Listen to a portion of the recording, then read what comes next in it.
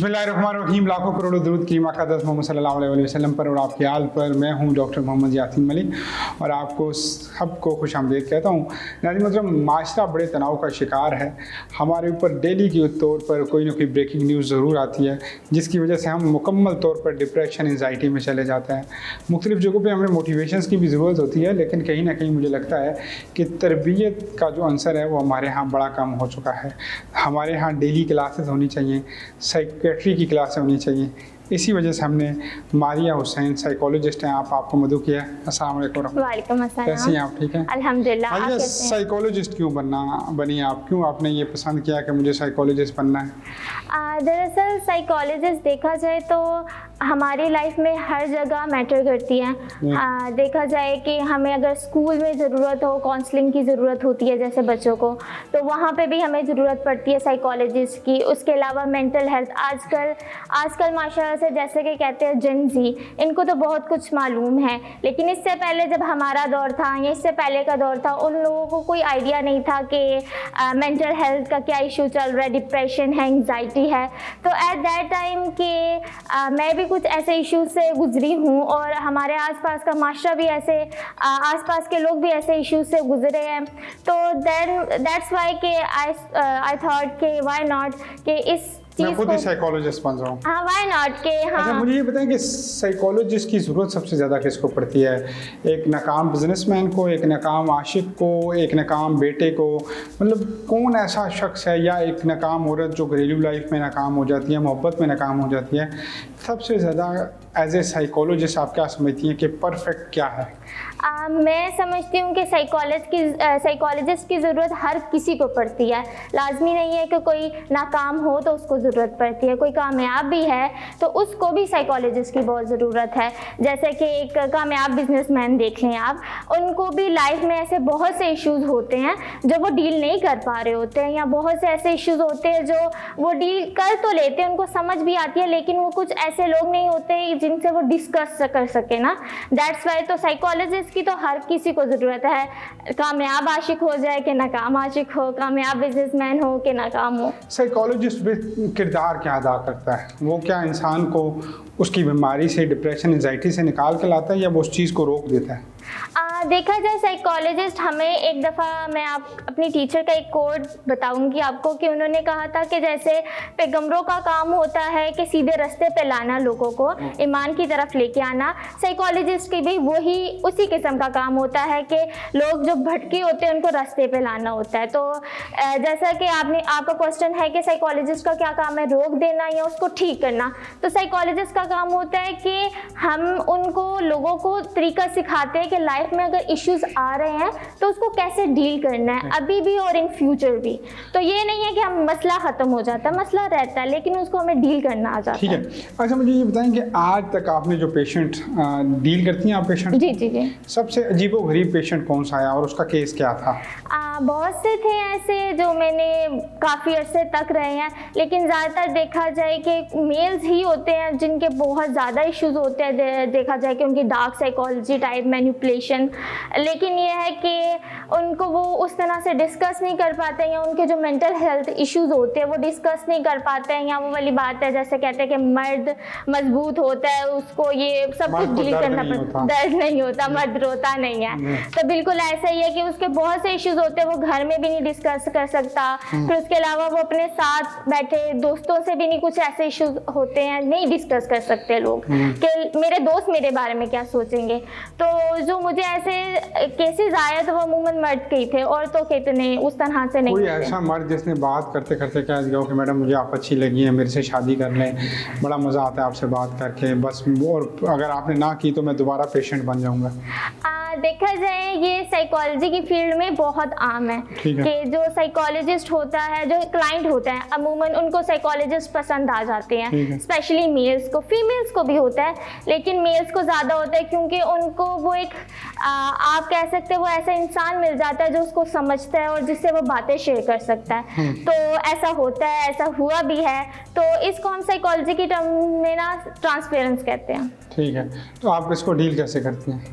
देखा जाता है कि देखिए 2 किस्म की चीज़ें होती है कि अगर हमें फर्स्टली जैसा कि हमें पता लग जाता है कि नेक्स्ट पर्सन का क्या किस तरह से इंटरेस्ट आप में बिल्ड हो रहा है ना, तो जब तक वो पॉजिटिव रहता है, लाइक हम जो काम कर रहे हैं, काउंसलिंग कर रहे हैं, वो उनकी मेंटल हेल्थ पे, उनकी डेवलपमेंट पे काम अच्छा चल रहा है तो ठीक है। लेकिन जैसे ही हमें लगता है कि ये अब नेगेटिव इफेक्ट कर रहे हैं उनकी लाइफ में और हमारी लाइफ में, तो हम फिर उसको ख़त्म कर देते हैं सेशंस को। हाँ जी बिल्कुल, उनको आराम से समझाते हैं, बिठाते हैं, या तो फिर किसी और को रेफर कर देते हैं, यहाँ वहीं पे ख़त्म। आपके पास ज़्यादा मेल केसेस आए हैं, लेकिन मुझे लगता है कि डिप्रेशन एंजाइटी ख़वातीन में बहुत ज़्यादा पाया जाता है। किसी का जोड़ा देखती हैं तो तब बेचारियाँ कॉम्प्लेक्स का शिकार हो जाती हैं, किसी की अच्छी हाइट देखी, किसी का रंग देखा, किसी का घर देखा। तो आपको क्या लगता है बतौर माशरा हमारी क्लासेस नहीं होनी चाहिए एंजाइटी पे, डिप्रेशन पे, ताकि हम दूसरों पे खुश हों, हसद ना करें, कीना ना करें? बिल्कुल, आप बिल्कुल सही कह रहे हैं कि औरतें, हमें मालूम ये होता है कि औरतों को ज़्यादा डिप्रेशन है, ऐसा नहीं है कि मर्दों को नहीं है। मर्द इस बारे में बोलते नहीं है, वो बयान नहीं करते। औरत मजबूत भी होते हैं, थोड़ा सा सर्वाइवल और हैंडल कर लेते हैं। बिल्कुल ऐसा ही है, तो वो शेयर नहीं करते। औरतें ये है कि फ़ौरन से शेयर करती है, बोलती है, लड़ती है, झगड़ती है कि उसका सूट अच्छा है तो मेरे पास नहीं है, उसके पास ये है तो मेरे पास नहीं है। हालांकि इस चक्कर में ना उनकी डिप्रेशन फौरन एंजाइटी निकल जानी चाहिए, चलो उनको जोड़ा प्रोवाइड हो जाता है, अल्टर आ जाता है। लेकिन मुझे लगता है कि औरत जो है ना वो मरते दम तक डिप्रेशन और एंजाइटी में रहती है। बेटा जो है वो अपनी बीवी से ज़्यादा बात करे तो माँ ये समझती है कि ये मेरे हथों निकल गया। हस्बैंड जो है वो ज़्यादा कुछ कर ले तो वजह क्या है? औरत का बहुत ज़्यादा इन चीज़ों को दिल पे लेने की वजह क्या है? देखिए, एक बात तो ये है कि इसमें मेल साइकोलॉजी और फीमेल साइकोलॉजी अलग अलग है, ठीक है। और उसके बाद ये किया जाए कि औरत ना जिस बंदे पे, जिस इंसान पे अपना हक समझती है, वो कहती है ये मेरा है, उसको मैं शेयर नहीं कर सकती। तो फिर वो उस चीज़ को देखें, बहू आई है, वो बेटे से प्यार मोहब्बत, अच्छा टाइम स्पेंड कर रहे हैं, उनको टाइम नहीं मिल रहा, उनको लग रहा है कि बेटा अब उनका हो जाएगा, तो फिर वो उनको लगता है कि ये मेरे पास से दूर चला जाएगा, ये मुझसे मोहब्बत नहीं करेगा।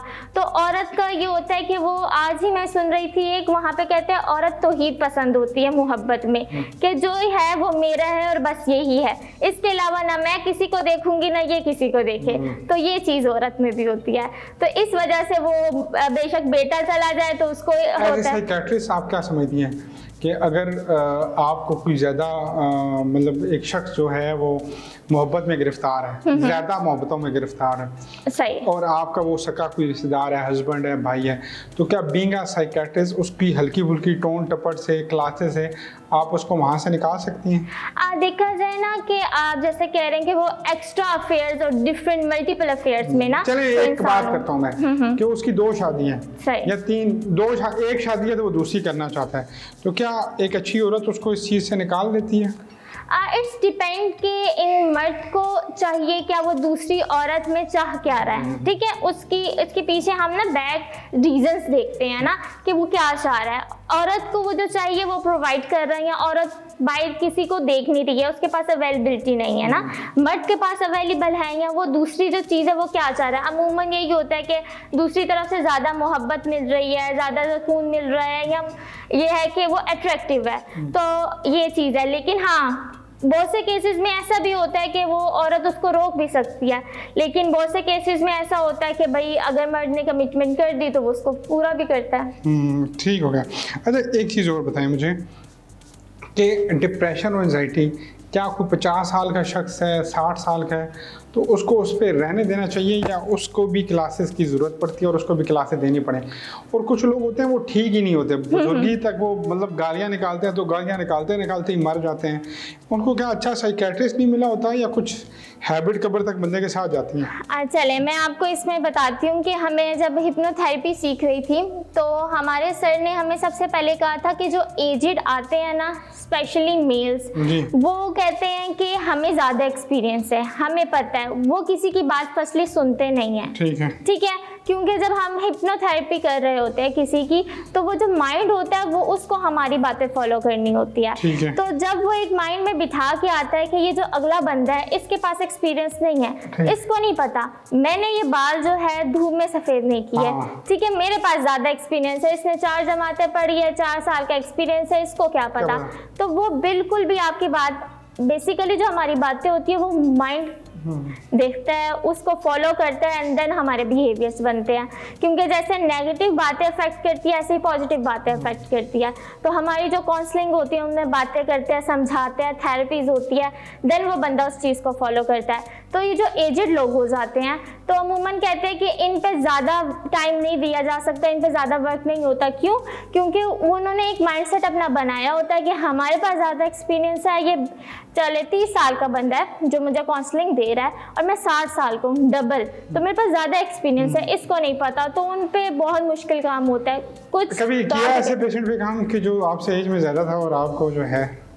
हाँ मैंने 1-2 पे किया भी है और देखा जाए तो उन्होंने कुछ बातें मेरी फॉलो भी किया, पर इट्स डिपेंड। जैसे कि मैंने बताया कि उन्होंने समझा है कि मैं काउंसलर हूँ, मुझे एक्सपीरियंस है, मुझे पता है, देन उन्होंने बात फॉलो कोई की। ऐसे लगा हो कि कोई बंदा आ गया हो और लगा हो कि यार इसको तो काउंसलिंग की ज़रूरत ही नहीं है, ये तो जानबूझ के हमें चवले मार रहा है? हाँ ऐसे भी है माशाल्लाह से माशाल्लाह। कुछ लोग आजकल के बच्चे जो हैं वो बहुत ज़हीन है, उनकी बातें माशाल्लाह माशाल्लाह। मेरे one of my client, I always told him कि आप ऐसी बातें कहाँ से लाते हैं, आपके पास इतना दिमाग कैसे चलता है आपका? माशाल्लाह से आजकल के लोग बहुत ज़हीन भी है, लेकिन जो लोग बहुत ज़हीन है उनका, जिनका दिमाग ज़्यादा चलता है, उनको भी बड़े इश्यूज होते हैं, डिफरेंट इश्यूज, डिफरेंट क्वेश्चंस, उनके पास एट अ टाइम बहुत कुछ करने को होता है। बिल्कुल। अच्छा, ये क्या साइकेट्री हमें समझा सकती है कि जो मल्टीपल टैलेंटेड लोग होते हैं कि वो अपने आप को एक चीज़ में रोके कैसे? मतलब उनको एक ही काम करना हो, तो क्या ये भी साइकेट्री हमें गाइडलाइन देती है? बिल्कुल ऐसा ही है कि जैसे कह रहे करियर काउंसलिंग हो गई और उनको बाउंड्री सेट करनी, उसके अलावा जो है टाइम टेबल सेट करना, ये डिसिप्लिन और एवरीथिंग, ये इसी चीज़ में आ जाती है। लेकिन ये है कि जैसे कि आप उनमें मल्टी टैलेंट होता है तो वो एक चीज़ पे रुकते बहुत मुश्किल से है, क्योंकि उनको पता है मुझ में ये भी टैलेंट है, ये भी टैलेंट है, मैं ये भी कर सकता हूँ, मैं ये भी कर सकता हूँ। और ये अच्छी बात है क्योंकि उनको अपनी वर्थ पता होती है। जब वो काम नहीं कर रहे होते तो वो ज्यादा डिप्रेशन में चले जाते हैं कि उनको जो करना देना चाहिए। जी, करने देना चाहिए। आपकी फीसेस वगैरह क्या होती है? मतलब एक नॉर्मल साइकियाट्रिस्ट कितनी फीस लेती है? इट्स डिपेंड कि उनके पास कितना एक्सपीरियंस है, पेशेंट टू पेशेंट वेरी करता है या ओवरऑल क्या होता है? यू कैन से कि स्टार्टिंग जो होती है वो 1000 से या 2000 से स्टार्ट हो जाती है, लेकिन ये एक्सपीरियंस पे भी डिपेंड करता है और उसके अलावा ये एजुकेशन पे भी डिपेंड करता है। और जितना साइकियाट्रिस्ट का एक्सपीरियंस अच्छा होगा उतना वो उसको बिल्कुल आसानी से टेक वो जैसे कहते हैं ना कि वो चल के आता है तो उनको पता चल जाता है। पाकिस्तान में आपको लगता है कि साइकोलॉजिस्ट का अच्छा फ्यूचर है? क्योंकि यहाँ पे नीम हकीम खतरा है जान, हमारे पास उलमाए कराम मौजूद हैं, हमारे अम्मा अब्बा मौजूद हैं, मोटिवेशनल स्पीकर या गाइडलाइन देने वाले मामे चाचा मौजूद है। बिल्कुल ऐसा ही है। दोस्ती यारी का चक्कर है, गर्लफ्रेंड बॉयफ्रेंड का चक्कर है, तो यहाँ पे कोई ना कोई लव गुरु भी है, कहीं ना कहीं दोस्ती यारी में उसको मिल जाता है, वो निकल जाते हैं। तो आपको लगता है कि आप जैसे साइकोलॉजिस्ट, जो यंग साइकोलॉजिस्ट हैं, उनका फ्यूचर है पाकिस्तान में? देखें, जहाँ तक बात है यंग साइकोलॉजिस्ट का तो फ्यूचर इंशाल्लाह बन जाएगा, फिलहाल तो नहीं है क्योंकि सारे स्ट्रगल्स कर रहे हैं। दे आर ट्राइंग कि ऑनलाइन काउंसलिंग हो जाए, क्योंकि जैसे आजकल के जी जनरेशन है तो वो चाहते हैं, उनको पता है हमें इश्यूज हैं, हमने आना है, लेकिन वो आ नहीं सकते क्योंकि जैसे कि पेरेंट्स है वो नहीं मानते। तुम लोगों ने आजकल का एक चीज़ जो है ट्रॉमा, बच्चों को पता चल गया ट्रॉमा भी होता है, ठीक है, ये चीज़ें हमें ट्रॉमा देती हैं। तो पेरेंट्स और आसपास के लोग कहते हैं ये तो पहले भी होता था, आप लोगों को ये ट्रॉमा बन गया, ये कोई बड़ी चीज़ नहीं है। लेकिन नहीं, छोटी छोटी चीज़ें बहुत असर करती है। और इनको साथ साथ जो है वो हमें बिल्कुल रिजॉल्व करना चाहिए। हम आप तशरीफ लेकर आई, बड़ा अच्छा लगा। इंशाल्लाह नेक्स्ट भी हम आपके साथ पॉडकास्ट करेंगे और हम स्पेसिफिकली टॉपिक लेके करेंगे, ख़वातीन की मेंटल हेल्थ पे लाजमी हम करेंगे और साथ साथ उसको लेके चलेंगे। अब हमें दीजिए इजाज़त। अगर आपसे कोई रब्ता करना चाहे इस वीडियो को देखे तो आपका इंस्टाग्राम या कोई ऐसा लिंक है जिस जी, मैं इंस्टाग्राम अकाउंट भी है, उसके अलावा मैं ऑनलाइन काउंसलिंग भी देती हूँ मरहम पे, आपका नॉलेज है, पर आई प्रेफर कि मैं जो इंस्टाग्राम पे आते हैं तो फिर उनको काउंसलिंग साथ साथ हो जाती है। आपका इंस्टाग्राम क्या है, बोल देगा? मेरा है psychologist Maria Hussain. Maria Hussain, psychologist Maria Hussain. Thank you so much Maria for having our show. आज हमारे साथ मौजूद थी मारिया हुसैन। आज हमारे साथ मौजूद थी मारिया हुसैन, साइकोलॉजिस्ट, और बड़ा अच्छा लगा इनसे बात करके और बड़ी अच्छी उन्होंने तरगीब दिलाई। मुझे दीजिए इजाज़त, इंशाल्लाह नए पॉडकास्ट में दोबारा हाजिर खिदमत होंगे। अगर आप चाहते हैं कि मारिया की जो साइकोलॉजी स्किल हैं आप उनसे मुस्तफ़ीद हों तो साइकोलॉजिस्ट मारिया हुसैन आप इंस्टाग्राम पे सर्च करें और मारिया से रब्ता करें। Thank you so much. अल्लाह हाफ़िज़। अल्लाह हाफ़िज़।